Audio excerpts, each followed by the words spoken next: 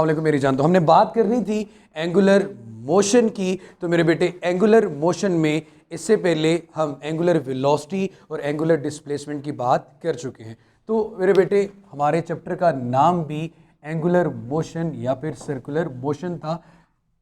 बहुत से लोग इस चैप्टर के बारे में कंफ्यूज भी होते हैं, लेकिन कोशिश करते हैं कि उसको जितना आसान बनाया जा सके बनाएं। तो मेरे बेटे एंगुलर एक्सेलरेशन, अगर मैं यही बात कहूं, rate of change in angular velocity, linear acceleration क्या होता है मेरा बेटा? अब यहां पे जो सबसे इंपॉर्टेंट वर्ड है वो है change in velocity with respect to time.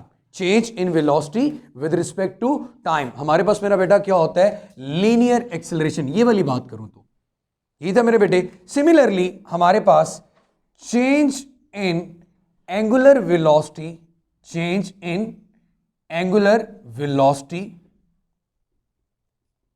With respect to time, या इसको कुछ लोग इस तरह भी डिफाइन करते हैं, rate of change in angular velocity is called angular acceleration. इसके लिए मेरा बेटा जो लेटर यूज किया जाता है डिनोट करने के लिए अल्फा यूज करते हैं, delta W divided by delta T, delta W divided by delta T.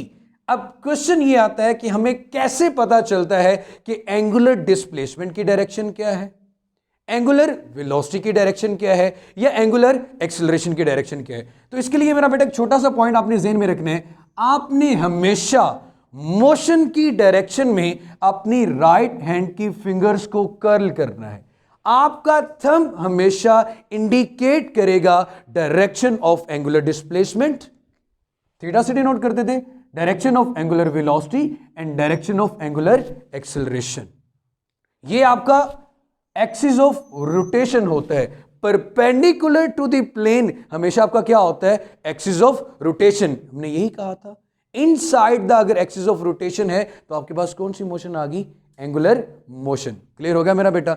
अब आप खुद देखो, एक पॉइंट सेंटर में है, curling of the fingers, thumb upward direction में आ गया। अगर एंटी क्लॉकवाइज लेते हो मोशन, एंटी क्लॉकवाइज को हमेशा पॉजिटिव लिया जाता है कन्वेंशनली। एंटी क्लॉकवाइज को हम क्या लेते हैं? पॉजिटिव। और क्लॉकवाइज मोशन को हम क्या ले रहे होते हैं मेरा बेटा? नेगेटिव।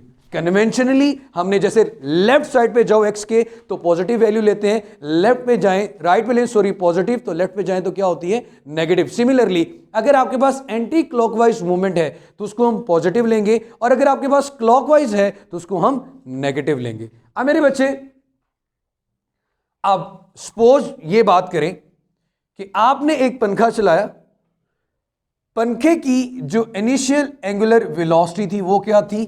0। अब उसकी कुछ ना कुछ वेलोसिटी होगी जिससे वो क्या करना शुरू हो गया? मूव करना शुरू हो गया।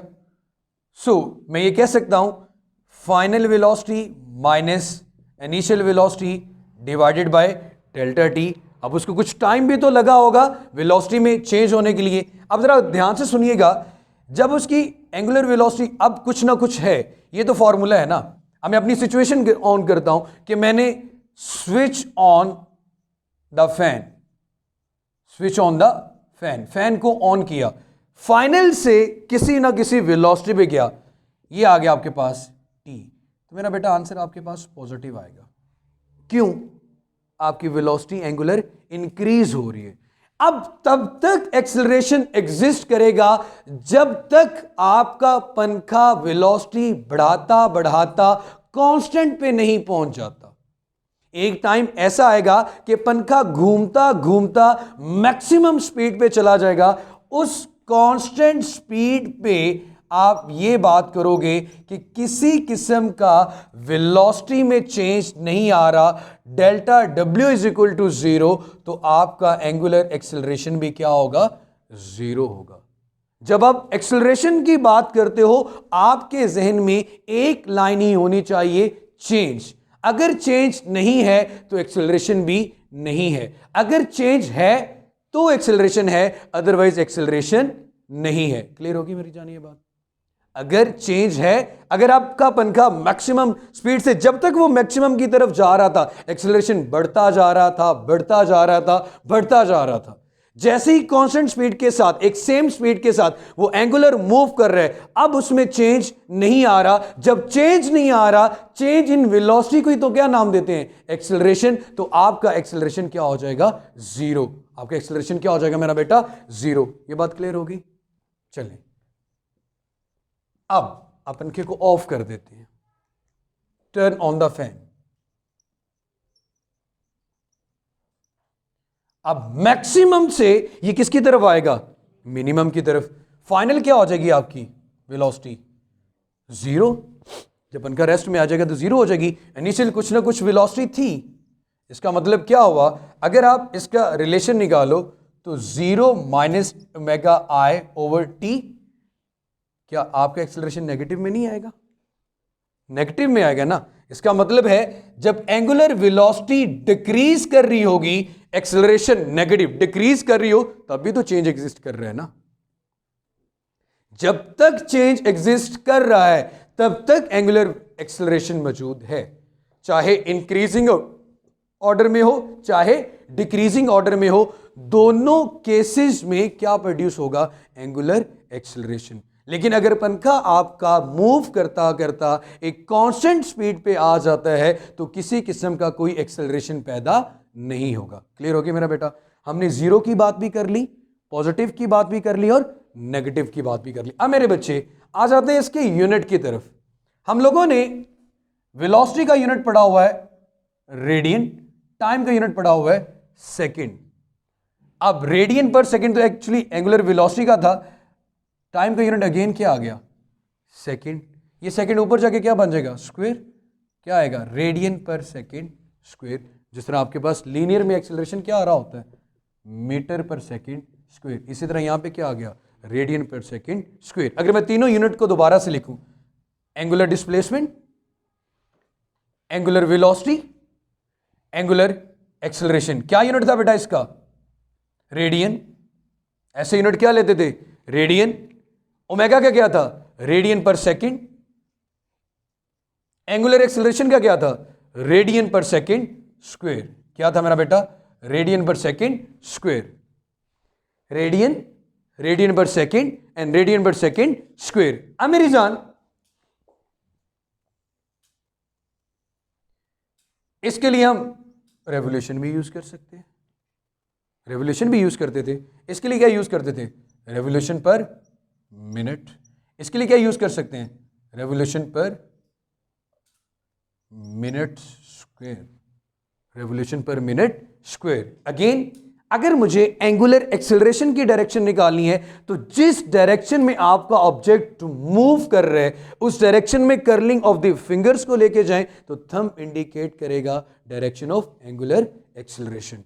Direction of angular acceleration anti clockwise positive, curling of fingers in the direction of motion, in the direction of motion, and thumb indicates angular displacement, angular acceleration या फिर एंगुलर वेलोसिटी। क्लियर होगी बेटे ये बात? यहां तक कोई इशू? अब मेरी जान, ये था हमारा angular acceleration, rate of change in angular velocity. मैं थोड़ा सा रिकॉल कराऊं तो मुझे जरा बताइएगा, अगर मैं 1 रेवोल्यूशन लिखता हूं तो किसके इक्वल आता है मेरा बेटा? ये 2 पाई रेडियन के इक्वल या 2 पाई आर रेडियन के इक्वल? 2 पाई रेडियन के इक्वल। 2 पाई रेडियन के इक्वल। निकालें जरा अपना लेक्चर, यही था 1 revolution is equal to 2 pi radian. और डिग्री में जाओ तो किसके इक्वल आता था? 360 डिग्री। 360 डिग्री। ये वो स्टैंडर्ड इक्वेशन है जिससे आप किसी भी यूनिट में छलांग लगा सकते हैं। किसी भी यूनिट में छलांग लगा सकते हैं। 1 रेवोल्यूशन है तो 360 की डिग्री होगा। 2 रेवोल्यूशन है तो 2 इंटू 360। 3 रेवोल्यूशन है 3 इंटू 260। सिमिलरली जो नंबर रेवोल्यूशन के साथ आएगा वो इन दोनों के साथ क्या हो जाएगा? मल्टीप्लाई। फिर आपने रेवोल्यूशन और 2 पाई रेडियन में 1 रेडियन कितनी रेवोल्यूशन के इक्वल आएगा? वैल्यू निकाली थी 0.0174 रेवोल्यूशन, यही था मेरा बेटा। उसके बाद डिग्री निकाला था तो ये आया था 57.3 डिग्री। तो ये चीजें जरा मेरा बेटा अपने जहन में रखिएगा। इस चैप्टर में लोग हमेशा यहीं से ही कंफ्यूज होते हैं, यहीं से कंफ्यूज होते हैं कि कन्वर्ट कैसे करना है रेवोल्यूशन पर मिनट। आपकी बुक में भी न्यूमेरिकल जो सबसे पहले एग्जांपल गिवन है आरपीएम लिखा हुआ है। And what is the meaning of RPM? Revolution पर मिनट। रेवोल्यूशन पर मिनट। मिनट को सेकंड में कन्वर्ट करने के लिए उस नंबर को 60 सेकंड के साथ क्या कर देते हैं? मल्टीप्लाई। और अगर रेवोल्यूशन है तो रेवोल्यूशन को अगर आपने मेरा बेटा रेडियन में कन्वर्ट करना है तो जो रेवोल्यूशन लिखी होगी उसके साथ 2 पाई रेडियन को क्या कर देंगे? मल्टीप्लाई। कोई मसला है यहां तक? कोई इशू? अच्छा, एक छोटा सा शॉर्ट क्वेश्चन है, इसको मैं रेज कर दूं अगर इजाजत हो।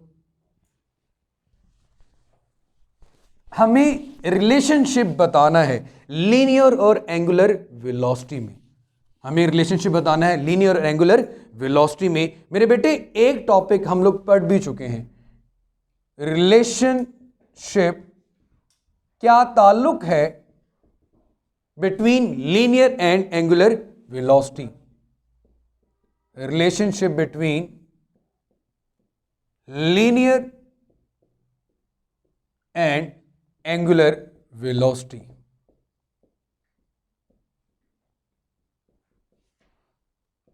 वैसे मैं प्रूफ कर दूं कि हमारे पास एक्चुअली हमने ये प्रूफ करना है v is equal to r omega. v is equal to r omega. ये v लीनियर वेलोसिटी है, r is the radius of the circular path and omega is the angular velocity. Omega is the angular velocity. अब जरा गौर कीजिएगा, we know very well delta s is equal to r delta theta. Arc length भी change होती है और directly किसके साथ होती है? वो एंगल के। और आर क्या रहता है? कांस्टेंट। देखो मैंने आर के साथ डेल्टा का साइन यूज नहीं किया। R radius of the circular path always remain constant, इसकी वैल्यू तो तब्दील नहीं होती। ऐसे अनफॉल बेटा। अब मेरी जान, मैं क्या करता हूं? By dividing delta T on both sides, मैं दोनों तरफ से इस इक्वेशन को डेल्टा टी के साथ डिवाइड कर देता हूं। Delta S divided by delta T is equal to R delta theta divided by delta T. Change in distance with respect to time is called speed. आ गया v।